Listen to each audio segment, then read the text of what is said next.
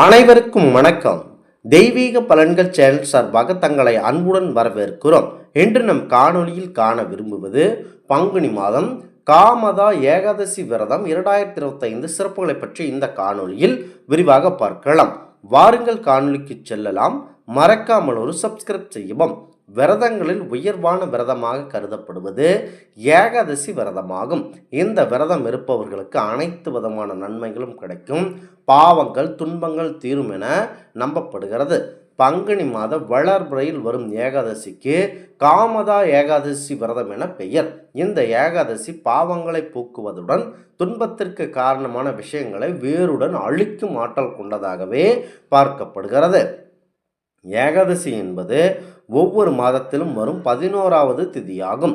சுக்லபட்சம் மற்றும் கிருஷ்ணபட்சம் இரண்டிலும் அதில் சைத்திர மாதம் என்று அழைக்கப்படும் பங்குனி மாத சுக்லபட்ச ஏகாதசி தான் காமதா ஏகாதசி. காமதா என்பது ஆசைகள் நிறைந்தவை என அர்த்தம். இந்த நாளில் விரதம் இருந்து பரம்பொருள் விஷ்ணு பகவானை பூஜை செய்யும் போது ஒரு மனிதனின் ஆசைகள் பக்தியில் கரைந்து அவனுக்கு பாவங்களிலிருந்து விடுதலை கிடைக்கும் என நம்பிக்கை. இந்த ஆண்டு காமதா ஏகாதசி ஏப்ரல் 8ஆம் தேதி செவ்வாய்க்கிழமை நாட்களில் வருகிறது.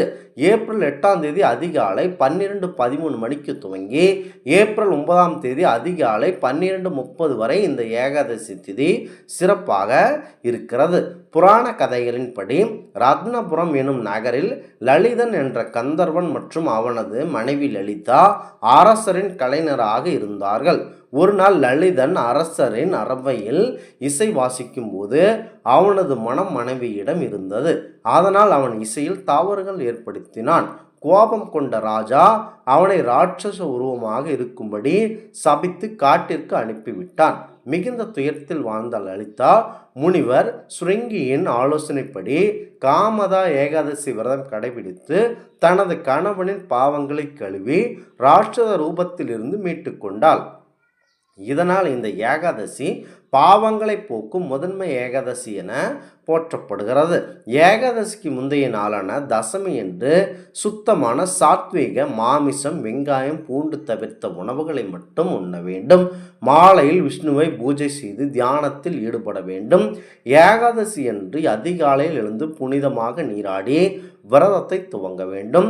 முழு முதல் விரதம் உணவேதும் அல்லாத நோன்பு கடைபிடிக்க வேண்டும் அல்லது பழங்கள் பால் மற்றும் நீர் மட்டும் உட்கொள்ள வேண்டும். பெருமாளை இப்படி வழிபடும் போது விஷ்ணு சராயநாமம் ஓம் நமோ நாராயணாய என மந்திரத்தை ஜபம் செய்ய வேண்டும். இரவு முழுவதும் ஜாராகணம் தூக்கம் தவிர்த்து பஜனை பாடி பாராயணம் செய்ய வேண்டும். 3வது நாளான துவாதசியில் பசுவுக்கு உணவு தருவது, அந்தணர்களுக்கு தானம் வழங்கிய பிறகு பாராயணை செய்து விரதத்தை நீங்கள் கண்டிப்பாக நிறைவு செய்து கொள்ளலாம். அவ்வளவு சிறப்பு பொருந்தது இந்த காமதா ஏகாதசி விரதம். காமதா ஏகாதசி என்று விரதம் இருந்து பரம்பொருள் பெருமாளை வழிபட்டால் பாப விமோச்சனம் கிடைக்கும். மிக பெரிய பாவங்களையும் கூட நீக்கும்.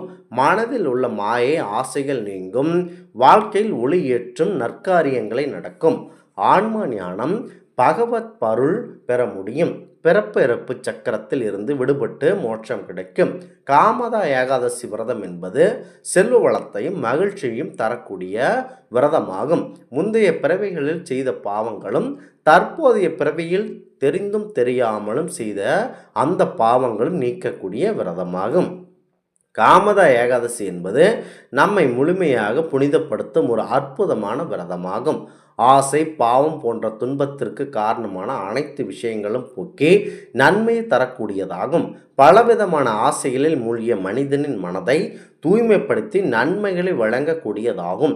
இன்றைய காலகட்டத்தில் நம்மை சுத்திகரிக்கும் வழி இந்த விரத வழிபாடுகளில் தான் இருக்கிறது.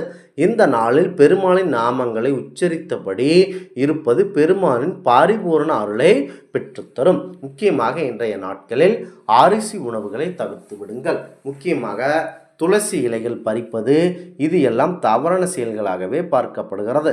ஏகாதசி விரதத்துக்கு மிஞ்சிய விரதமில்லை, காயத்ரி மந்திரத்திற்கு இணையான மந்திரமில்லை என இந்த விரதத்தை அவ்வளவு சிறப்பாக கூறியிருக்கிறார்கள்.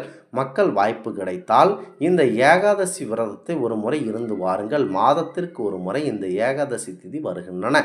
சுக்லபட்சத்திலும் கிருஷ்ணபட்சத்திலும் இரண்டிலும் வருகிறது. மாதத்தில் இந்த மாத ஏகாதசி விரதத்தை கடைபிடித்து பாருங்கள். உங்களுடைய வாழ்க்கை சுபிட்சை அடையும் என நாங்கள் தெய்வீக பலன்கள் சேனல் சார்பாக கேட்டுக்கொள்கிறோம். மீண்டும் ஒரு நல்லதொரு காணொளியில் உங்களை சந்திக்கிறோம். நன்றி, வணக்கம்.